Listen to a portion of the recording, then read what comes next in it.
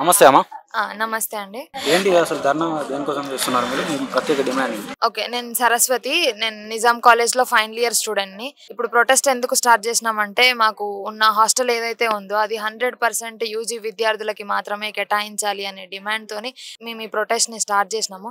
Already ఈ protest అనేది 2022లో మొదలైంది. అప్పుడు ఏమైందంటే 50% పీజీకి 50% యూజీకి ఇస్తాము అని ఒక జీవో రిలీజ్ చేశారు. అప్పటికి కూడా మేము ఉద్యమం విరమించుకోకుండా 19 రోజులు కంటిన్యూ చేసిన తర్వాత గవర్నమెంటే దిగి వచ్చి ఆనాటి ఎడ్యుకేషన్ మినిస్టర్ సబితా ఇంద్రారెడ్డి గారు మాకు వచ్చి హామీ ఇచ్చారు, మేము 100% యూజీ పిల్లలకి మాత్రమే కేటాయిస్తాము హాస్టల్ అని. 100% యూజీ విద్యార్థులు ఫిల్ అయిన తర్వాత అకామిడేషన్కి ఏమైనా ప్లేస్ ఉంటే అప్పుడు పీజీ వాళ్ళని తీసుకోండి అని చెప్పేసి ప్రిన్సిపల్కి ఆదేశాలు ఇచ్చిండ్రు. దాని ప్రకారమే 2022లో ఏవైతే అడ్మిషన్స్ తీసుకున్నారో హాస్టల్లో అది దాని ప్రకారమే జరిగింది. కానీ ఇప్పుడు ఏం చేస్తున్నారంటే మా ప్రిన్సిపల్ 2024లో 50% యూజీకి 50% పీజీకి అని చెప్పేసి ఆ సర్క్యులర్ తనకి తానే చేంజ్ చేసుకొని మాకు అది చూపించి ఆ స్టేట్మెంట్స్ అనేవి చూపించి సగం మంది విద్యార్థులకు యూజీ విద్యార్థులకు మాత్రమే హాస్టల్ కేటాయించి మిగతా వాళ్ళందరినీ అడ్మిషన్స్ ఇవ్వను అని చెప్పేసి చెప్పేస్తున్నాడు. సో ఆ రోజు మాకు సబితా ఇంద్రారెడ్డి గారు చెప్పింది ఏంటంటే 100% యూజీ విద్యార్థులకు హాస్టల్ కేటాయించిన తర్వాతనే పీజీ వాళ్ళకి ఏమైనా ఛాన్స్ ఉంటే తీసుకోండి అన్నారు. ఇప్పుడు మాకు స్ట్రెంత్ పెరిగింది.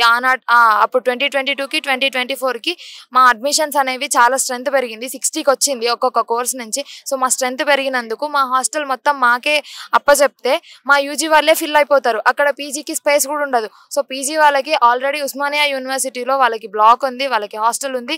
అండ్ వాళ్ళు కూడా ప్రిన్సిపల్కి ప్రత్యేకంగా రాతపూర్వకంగా లెటర్స్ రాసి మేము ఉస్మానియాకి వెళ్ళిపోతాం సార్ అని కూడా చెప్పిండ్రు. ఆ ప్రూఫ్స్ కూడా ఉన్నాయి. అయినా కూడా సార్ వాటిని లెక్క చేయకుండా వాళ్ళు రిప్రజెంట్ చేసింది కూడా వాళ్ళకి ఇవ్వకుండా వాళ్ళని ఇక్కడే బలవంతంగా ఉంచుకొని ఇటు మమ్మల్ని ఇబ్బంది పెట్టడం, అటు వాళ్ళని ఇబ్బంది పెట్టడం చేస్తున్నాడు. సో ఇప్పుడు ఏంటంటే అఫీషియల్గా 100% జీవో చూపియండి, ఎక్కడ మీకు యూజీ వాళ్ళకి 100% ఇచ్చినాము అనేది జీవో చూపియండి అని అంటున్నారు. ఆ జీవో ఆ రోజు రిలీజ్ చేయలేదు, జస్ట్ అభయం ఇచ్చేసి సర్క్యులర్ అనేది పాస్ చేసిండ్రు కాలేజ్ నుంచి. అది ఎప్పుడైనా చేంజ్ చేసుకోవచ్చు, అది ప్రిన్సిపల్ చేతుల్లో ఉంటుంది. సో ఇప్పుడు ఆయన దాన్ని చేంజ్ చేసేసి 50% అని చెప్తున్నాడు. సో అదంతా కుదరదు. గవర్నమెంట్నే మేము రిక్వెస్ట్ చేస్తున్నాము, మాకు 100% యూజీ విద్యార్థులకే హాస్టల్ కేటాయిస్తున్నాము అనేది government order official GO paper copy వచ్చిన తర్వాతనే మేము ప్రొటెస్ట్ని ఆపేస్తామని మేము తెలియజేస్తున్నాము. మేము ఇందాకనే బాలమూరు వెంకట్ సార్ని కలిసేసి వచ్చినాము. సార్ కూడా మాతో చాలా పాజిటివ్గా రెస్పాండ్ అయ్యారు. మేము ఇష్యూని సాల్వ్ చేస్తామని చెప్పారు. రేపు ఆఫ్టర్నూన్ వరకు నాకు టైం ఇవ్వండి, ఆ లోపు నేను జీవో గురించి ఏదైతే ఉన్నదో దాన్ని నేను మాట్లాడి చెప్తానన్నారు. సో రేపు ఆఫ్టర్నూన్ వరకు అఫీషియల్ జీవో గవర్నమెంట్ నుంచి వచ్చే దానికోసం మేము వెయిట్ చేస్తాము. కాకపోతే మేము ప్రొటెస్ట్ని విరమించము. ఇట్లనే సైలెంట్ ప్రొటెస్ట్ అనేది కొనసాగుతుంది. జీవో ఎప్పుడైతే మా చేతిలోకి వస్తుందో అప్పుడు మేము ప్రొటెస్ట్ని విరమించుకుంటాం. అప్పటి వరకు ప్రొటెస్ట్ని కంటిన్యూ చేస్తామని మేము తెలియజేస్తున్నాం. మీరు ఈ ధర్నా చేయడం వలన కాలేజ్ యాజమాన్యం నుండి ఎలాంటి స్పందన వచ్చింది? కాలేజ్ యాజమాన్యం నుంచి స్పందన లేదు. ఇన్ఫాక్ట్ చెప్పాలంటే మా ప్రిన్సిపల్ ఇప్పుడు 7 రోజులు లీవ్లో ఉన్నారు, మేము ప్రొటెస్ట్ చేస్తున్నాం అని చెప్పేసి. ఫస్ట్ డే మేము ప్రిన్సిపల్ని కలిసిన రోజు అదే చెప్పినా కదా, ఆ 50% జీవో ఏదైతే ఉన్నదో దాన్ని చూపేసి అక్కడ అకామిడేషన్కి స్పేస్ లేదు, 50-50నే ఇస్తా, మీరు ఏం చేసుకుంటారో చేసుకోండి అనే మొండి వైఖరిని మాకు చూపించినాడు. సో ఇప్పుడు సార్ని అడగడానికి కూడా సార్ ఇప్పుడు లేరు, మేము ప్రొటెస్ట్లు చేస్తున్నాం అని చెప్పేసి లీవ్ తీసుకొని సార్ ట్రిప్కి వెళ్ళారో ఎక్కడికి వెళ్ళారో తెలియదు ముచ్చటగా. సో సార్ అయితే లేరు ఇప్పుడు.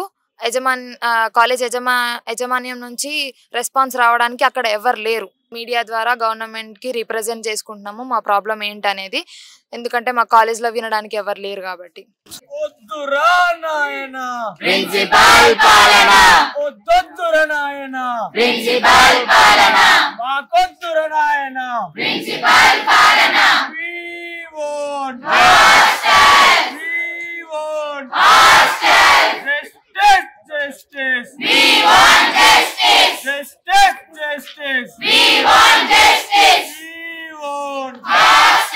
విద్యార్థులతో చెలగాటమా, విద్యార్థులతో చెలగాటమా, పోరాటం చేసింది ఎవడురా, పోరాటం చేసింది ఎవడురా, పోరాటం చేసింది ఎవడురా,